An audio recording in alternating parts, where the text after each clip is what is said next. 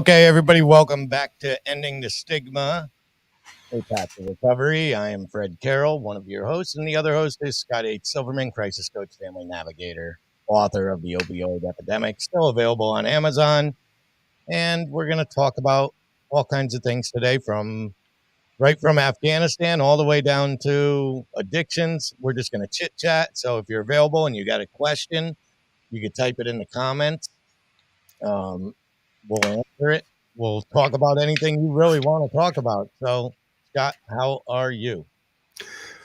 Well, Fred, I'm good. I just sharing with you before we started. It's been kind of a strange week. I've been running around, and I've had to tell myself it's okay not to do everything today, which is, for somebody who suffers from a compulsive, obsessive, addictive personality, just setting boundaries is kind of difficult. And then I went to my home group, and I made a commitment to myself because I was really irritated. Somebody called me out on my profanity. And not in a good way, meaning they just said, is it really necessary? And, in my mind, it's like, how dare you question me? So I thought about it, and I went back to my home group yesterday after pouting for a week, and I shared I only dropped the F-bomb once, which got me some thumbs up. So I call that personal growth. So it's been my personal growth. Try not to stress too much, set some boundaries, and I got a new bike, and it's in the garage waiting to be put together. Well, good. That's it is hard to get all your things done that you need to get done, and you just never will be finished. That's the problem. Every week is a restart, right? To the thing. So I think as we get older, we do realize that you need your me time. And the problem usually gets solved quicker, or when you go back to the thing you were supposed to be doing, when you got a clear head, you could just take care of it. I do that with writing a lot. My writing suffers greatly due to my procrastination is one thing. I could write very quickly, but it also causes me not to write as often as I should be. And I procrastinate when I got the deadline. When I see that deadline ticking, I hammer it out and I'm done. And I wish I could be one of them people that just gets it done and puts it away. But no, I got to bring it right to the end, right to the finish line. It's a horrible feeling sometimes. Yeah.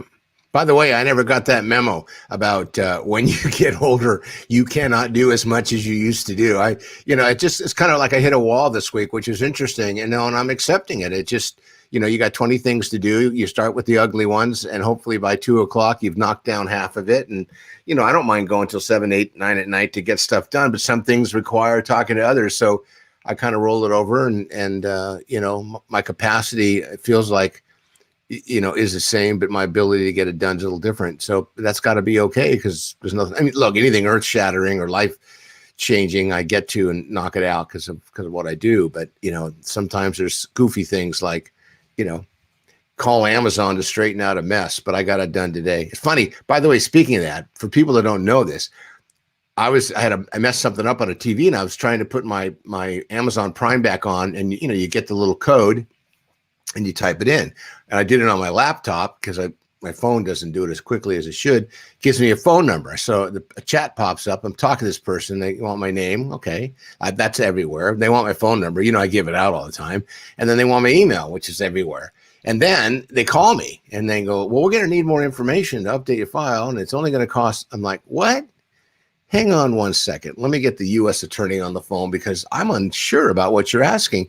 And when you click on the link, it was like Amazon My TV or something.com, and it takes you to this site. They've evidently got it SEO'd up to a point where they're the first click, and you think you're talking to Amazon, except for the 300 people in the background. That was kind of a giveaway.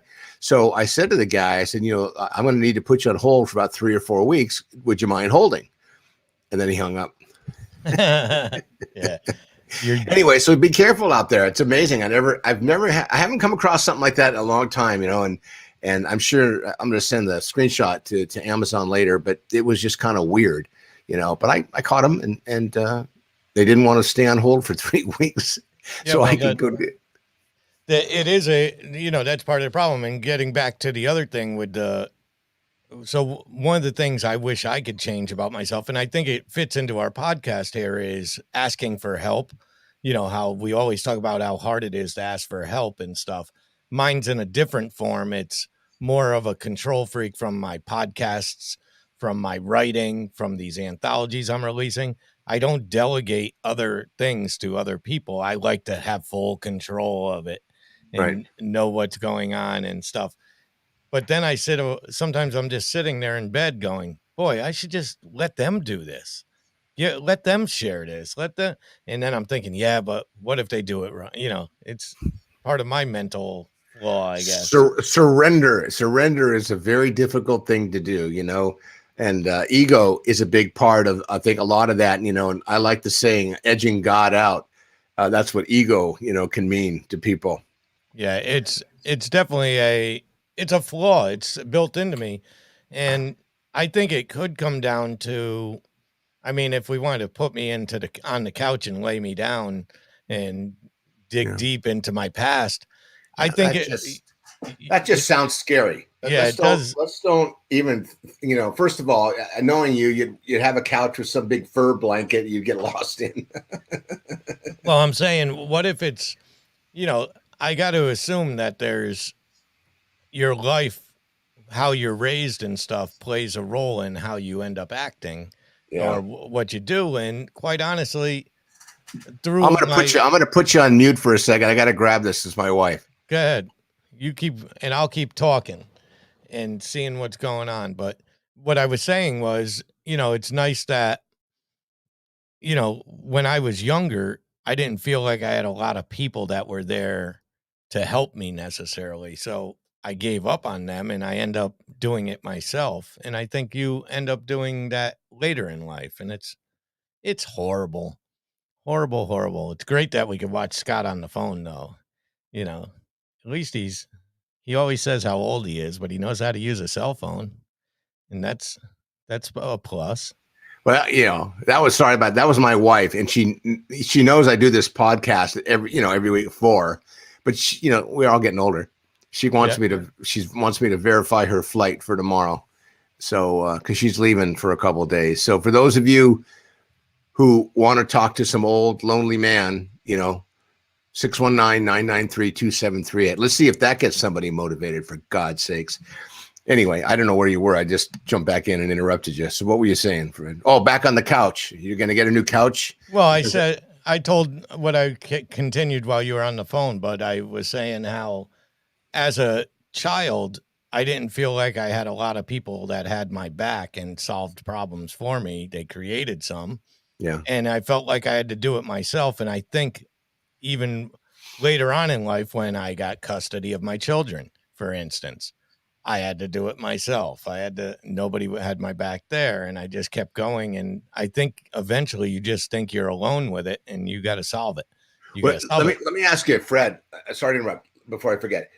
What, out of 10 people, how many do you think had the same experience you did growing up, not believing someone didn't have their back?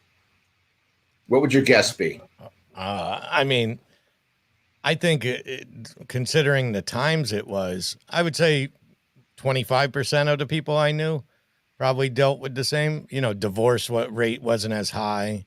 Yeah. A lot of people had two people, at least, well, I won't say the divorce rate wasn't as high, but they tended to be married, a second marriage, maybe a step parent involved and stuff like that, which I always had. But but you never knew it when you're going through it. We didn't talk about it. That's my point. So when you reflect back, like you just did, and shared about not feeling like someone had your back, my guess would be it's north of 70%. Simply because when you think about, and you say your time, I was born in 54. So, that's many, many years ago. I think probably families seemed like they were more intact. But when you talk to people, I talk to my contemporaries, there's some stuff that went on back in those days, different than, I'm not talking about high levels of extremities, but just, families both working, dad had 3 jobs, mom was trying to take care of stuff, and her mom had to work, their parental connectivity was kind of diminished. I mean, that's what I grew up with. My folks both worked. So, did I feel abandoned? Some days, but I don't blame my parents, and I know a lot of people blame their parents, and probably because of a lot of the work that I've done around it, that I knew it wasn't their fault. They were trying to take care of us, and when people do that, but they don't actually get a chance to take care of the ones they love, it part of the outcome could be something that happens in life, then you realize, well, gee, that's because I didn't have the tools, or the tools were used to hit me over the head, or something like that. Anyway, I don't And a want lot of it, I often want, with my mother being passed on, now that I'm a little older than, I was 40 when she died, but I didn't have the time or didn't think it was almost over. You don't know when the time is. So that's probably a good lesson is if you got a question, ask it now. But I often wondered if I could sit down with her today and just ask her, why didn't you step in during this certain moment? You knew it was going on. What was she possibly being abused in the same, at the same time? I don't know. These are all questions that I ponder now, which is too late to answer, and there's a lot of confliction too. right. Sometimes the story I tell doesn't match up with what my sisters remember. They're like, and I don't feel like I'm making it up or lying, but I am a storyteller by nature. So sometimes I'm to the point I'm like, wait, did that happen or am I creating it? I don't know where my own mentality meets reality, at times. Wait, you don't know where your own mentality meets reality? Well, That's a good one. I'm not even sure I know what that means. yeah, it's a unique one, but I just Mentality. I like it though. yeah. That'd be a great name for a book, where mentality meets reality, or when reality meets mentality, or mentality meets reality. I like that. It's .com. Yeah. That'd make It, a great, interesting story, because I but think everyone would have one. so moving on to the stuff going on in the world, we don't talk politics very often, and we don't talk necessarily world problems. But I was pondering a few things when watching all this Afghanistan stuff going down, and we're not going to discuss who's right, who's wrong, all that stuff. Neither me, you, nor I have the power nor the voice to change any of that. But what I was wondering was the addiction of countries like Afghanistan, and I figured you might have information on this. I was wondering about the depression and suicide rates and stuff like that of other countries like Afghanistan, because I look at it on the news, and quite honestly, I couldn't be happier that I was born in America and get to live here, because that just looks it doesn't look like there's much happiness to be found. Where do you find your happy when you're in a nation like that? So what do you know about it? Well, I not much. I mean, I traveled in '76 for 6 months. I was in Greece, and I was in Israel, and I was in Turkey for a while. And one of the things that I experienced, which was, I thought, really kind of cool, was there's a lot of family. There's a lot of cultural family, and there's a lot of culture where, you've got the elders, the moms and the dads, the grandparents live with the moms and the dads and the kids, and then the kids marry and they're still living at home, and their kids, so the great grandkids. So, I think that the issues that people have globally are different than we have, and we may have more issues because we have more options. I don't know. And besides, to your point about people that are self-medicating in different parts of the world, first of all, it's hard if you don't have money. Second of all, people don't. You can always find drugs. There's always drugs somewhere, but in order to have access to it, you got to have money. You got to have influence, and there's got to be an infrastructure somewhere to distribute it. And I think a lot of countries who have suffer a lot with poverty, or don't have options, or they're going to primarily put their money, to food and to shelter, and taking care of each other when you're under difficult conditions. I mean, I can remember going to a development town in the southern part of Israel. I believe it was a Moroccan Indian development town, and the average family had 11 or 12 or 13 children, which was just phenomenal. And one of the things that I got upset about when I was there is I saw that in the U.S. we raise a lot of money for Israel, and I remember growing up as a kid. You gotta support Israel. Okay, but then I realized a big chunk of the money that was raised was going to help supplement families, and it just seemed odd that so many families, and Israel is one of those places in the world where it didn't matter who you were, you could always come there. Right. So it is interesting though. Like, does it ever come to a point where, so say a woman that's from Afghanistan lived there her whole life, I doubt they travel much, like they never leave their country. No. So is it just, is she not depressed because she doesn't know any different? Is that just life? It's like living on an island, or, does she just not have any? Is it because it's always been forbidden for her to have an education? It's always been forbidden for her to be anything more than a parent, a mother.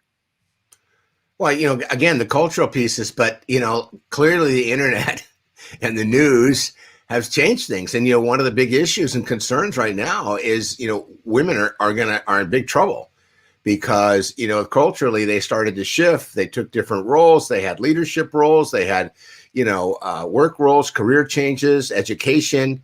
And there's a lot of fear right now. I think not only internally for them, but the rest of the world that could all that switch could get flipped.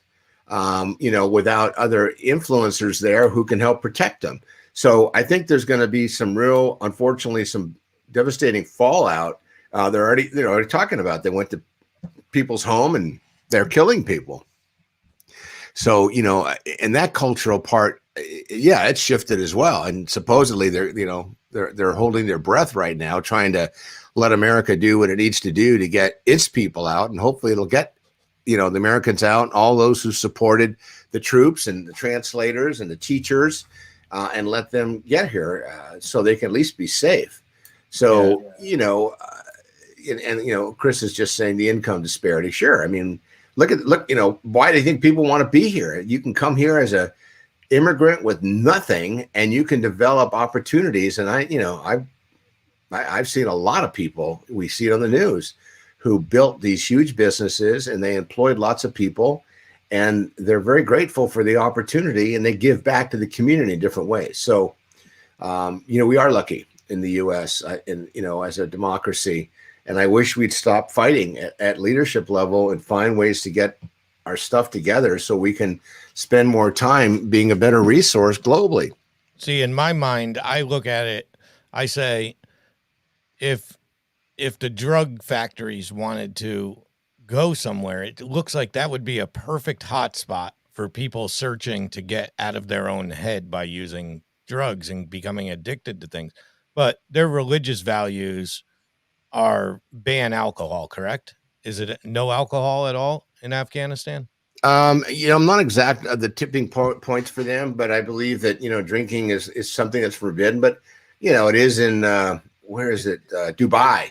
And there's people from all over Dubai that that have money. They come here, and a lot of times they're just coming to party because they can't culturally. Their culture frowns on it and doesn't really accept it as abusive drinking, if you will, or self-medicating, if you will. So they have to be very careful if they are addicted, because there's consequences that are pretty severe if they get caught. Yeah, the one thing I would say, and that I think we armed the wrong people when we were training them over there.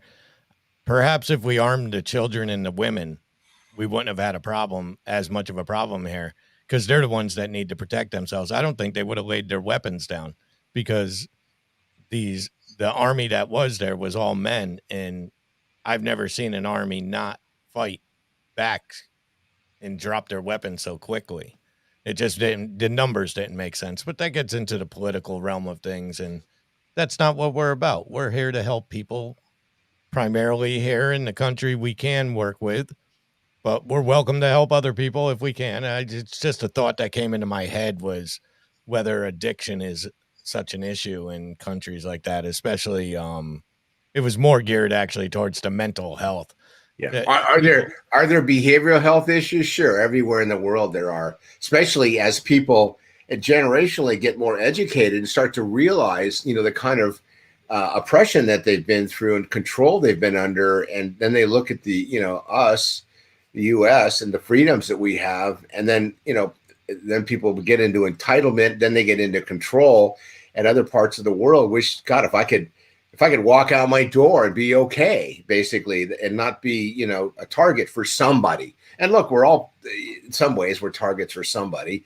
That's part of the fear mongering and the discrimination that goes on in our, we have it here in the U.S. in a big way. But, compared to other countries, our safety factor is really, really high, in my opinion, and our freedom is really high. And technically, we get the option, if we rally effectively, to make changes with leadership. But, the way our party seemed to be going, the parties, it's like nobody wants to agree on anything. And I think they want to, but at the way we go about it seems to be so destructive. yeah. Well, I did stumble across this website that I wanted to read a few things from, and it's geared towards depression and stuff. And it was just a kind of an interesting article. And I don't know if you'll agree with everything, but it's 6 things you should never say to someone that is depressed when they reveal they're not feeling well mentally and all that. And here's 6 things they say with the words they believe you should replace them with. So let me know what you think in this. The number one thing is telling somebody it's all in their head when they're depressed. And they say instead, you should say, if you're ready to chat, we can go through some stuff you're depressed about and break them down so they don't seem so scary. So, what do you think of that one?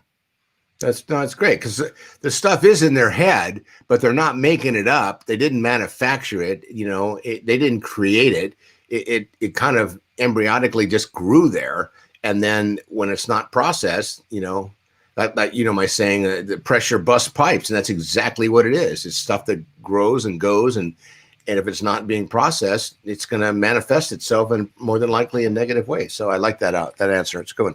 Yeah, the second one is you're not the only one with problems. And they say you should say, I'll give you the time you need, but know that I'm here if you want to vent. Yep. No, You know, that's great. No, yeah, because you're not the only one with problems. Is it's a shame-based comment that just makes what the other person's feeling feel embarrassed or angry or upset that they're actually feeling it, so they feel bad. So that's just right. counter. It actually says, this is one of the worst possible things you could say to someone because chances are that person's already feeling pretty crappy as is. By Yep. telling them that their illness is nothing compared to others only makes them feel more worthless. So the third thing is you need to exercise. That's a very common reply to people. And they say you should say nothing instead. Nothing. Do not respond with you need exercise because they say, as though it's scientifically proven that exercise can help your mood, sometimes it's impossible to even get out of bed when you're depressed, let alone get on a treadmill. So telling somebody to exercise is not a good solution to their problem. Well, you know how I feel about exercise, so for me, saying nothing is not a problem. Right. So the number 4 thing is be positive. Now it seems innocent and it's not none of these are horrible things you could say because we're all human. Listen, I probably 4 of these 6 things I probably are go to, and that's what led me to this. I basically Googled how to react when somebody tells you they're depressed. These are things I Google on my free time, and this is what I came up with. So the other one was be positive. They say that's a horrible thing to say to someone says because they're in a bad place right now. And all they're thinking when you say be positive is, wow, thanks for that. I had no idea. All I had to do was think I'm happy to be happy, and it doesn't work like that. They said the thing to say instead of be positive is, I care for you, would be a better answer to them. So the fifth thing is, I was sad when I did XYZ, but I got over it and you will too. Another comment, but that's how we talk to people. And I realize as I'm reading these, how many times I've said that to people, like, oh, you'll get over it. Oh, you'll be fine. And that's so dismissive because really what I'm saying, and I know some of the moments, I'm saying, I don't have time to hear your problems. So you'll get over it because I got to move on with mine. What's that saying? The only person that feels good about that comment is the person making the comment because Right. it doesn't help anybody else. And a part of the reason we say that is that we probably heard it from others. A and B, it kind of helps us insulate ourselves a little bit and kind of hide behind. If I can fix you, I can fix me. Yeah. And they say instead of saying I'll get over it, say, I may not know what you're going through, but I will be by your side through it if all you want me to be, So number 6 is I'm sick of your whining, which is another common listen, especially when I'm dealing with my children Mm-hmm. and stuff. Sometimes you're so close to a person. That's why children seek outside assistant, like an uncle sometimes is a better person to talk to, or a friend's mother is better than you because we get so close to our children. We know them so intimately with the way they react to things, what their reactions are and stuff. I think it's easy for me to tell my daughter, will you just stop whining? And I realize now that's not great advice. It's not a great way to talk to her, but it's common. So they say instead you should say nothing and just give them a hug. Just give them a hug. You don't need to say, I'm sick of your whining. Just shut your mouth and hug them, which is probably a good answer for everything in my life. Shut your mouth and hug them. Yep. And And I'd tell probably, them tell them you care. I mean, when you think about it, those three things, if we were offering those up to each other on a daily basis, imagine how the paradigm would shift. One of the things that I'd add a seventh that when uh, people talk about, I don't know if you've ever heard someone say this. I've heard many people, I'm hearing voices.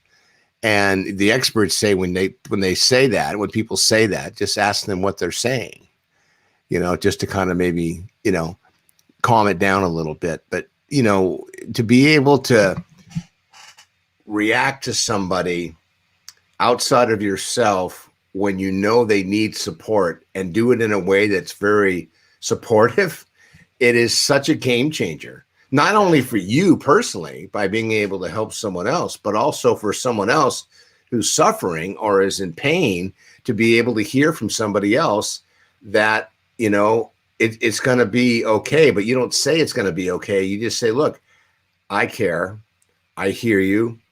And I will continue to listen until you're done. look, Chris is quoting you. If nobody's told you lately they love you, I love you. Well, clearly he's not driving, so he had to think about that one. Thank you, Yeah. Chris. But hey, before we end this, you want to hear I got 2 letters that I could read. Well, wait, you're not going to play a video we can't hear? Come on. I No, always look forward. I haven't had enough time off to figure that out yet. Why you got to bring up my problems? Why you got to dig up my old issues? Don't Now I worry. I care about you. I'm going to listen. Go ahead. Read your letters, brother. Okay, so here's the first one. Hello, Scott and Fred. My question is, one, what are those creepy heads behind Fred in all his videos? I think they're talking about these right here behind me. And two, where is it? And two, why is it so easy for both of you to discuss such personal flaws and experience? Love the show, Zola. So I'll start with the head. First of all, I got this thing's a glass head. I'm guessing this at one time was at a wig store or something. It's made of glass, and I found it at a tag sale. And I just love it. It's the it's the head I could talk to, and it has no response. It's great. I could really vent to it. Well, you mean a great listener. A great listener. And the other one, I don't know. My daughter is a hairstylist, and when she was in school, she had like 4 of these in the house. Where they would just, you know, I guess they do the hair on it and it grow. I don't know, but somehow they ended up in the trunk of my car. And it was one of the scariest experiences I ever dealt with, was opening the trunk of my car and seeing four heads just staring back at you. And I figured I'd just prop her up there and put some headphones on her. And I'm guaranteed to have at least two listeners every time I go live. That's the way I look at it. Well, you can't exclude Chris. You're right. Chris is always here. Chris might as well just come on the show already Right. and talk about what he does, because what Chris does is pretty amazing. And I don't know how good of a conversationalist he is, but by the amount of he types, I could tell he knows what he's talking about and he has a thought on things. So, Chris, why don't you just come on the show and There you go. show your beautiful face? So, what do you think of the other part? They want to know why it's so easy for me and you to talk about our issues and our flaws and stuff. How do you answer that? Well, I can talk about just about anything anybody wants to talk about, and when I don't know anything about it, I'll just listen.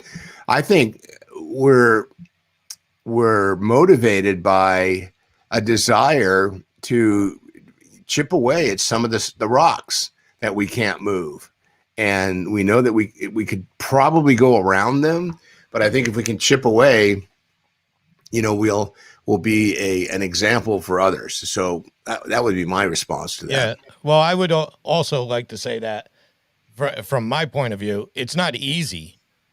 There's nothing easy about me telling about my past or my flaws and stuff.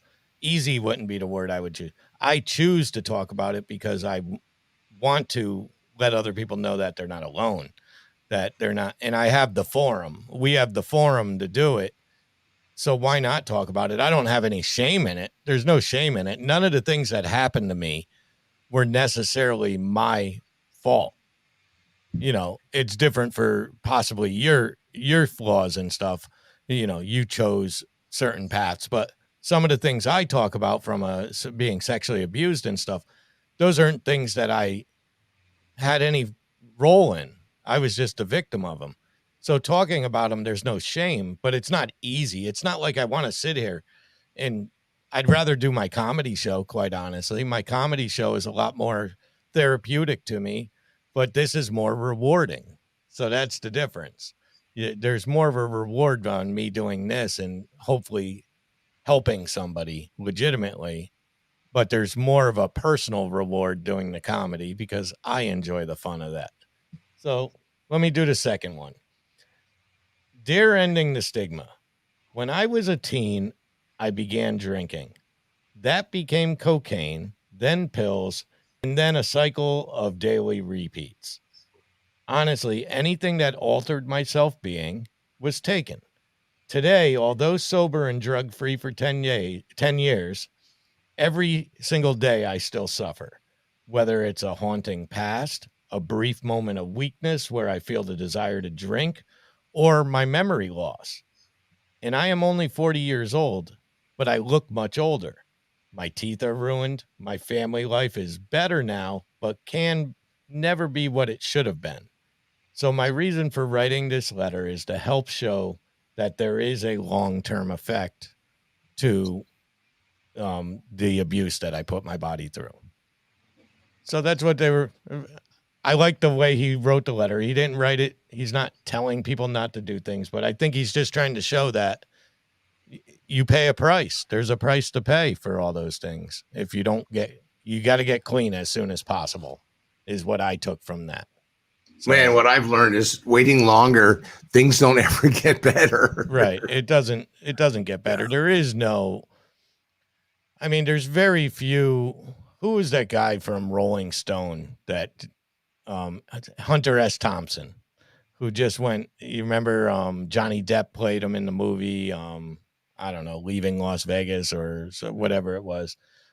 But there's very few people that, without dying of an overdose, just continue a long life of abuse, drug abuse and stuff. I mean, there are alcoholics that start at young and still live to be into their 80s and stuff. But for the most part, it's going to be the reason you die. And there's enough other reasons. There's a lot better reasons to do it. Hey, but by the way, did you happen to? I don't know if I talked to you about this. I don't think so. I think I was talking to Jennifer on the other show. Did you ever notice that ever since 1974 or 75, nobody has on your death certificate, there's no more dying of old age? Did you ever notice that? Like your grandparents, if they lived long enough, on their death certificate, it probably says died of old age, you know, and stuff. But now there's got to be a reason and stuff, whether it's cancer and stuff like that. But they're considering bringing it back now. And I think it's a good thing. I think once you hit, let's say, 75 years old, no matter what it is that ends your life, it should be on your death certificate that you died of old age. What do you think? Well, if that's going to be your end the show thought, I'd like to get back to you on it.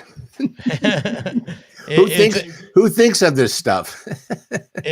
Listen, my mind goes into so many different areas of things that this is what I do as a writer. First of all, as a fiction writer, I always am creating scenarios, because the whole thing about being a fiction writer is how do you turn a bank robbery into a single parent?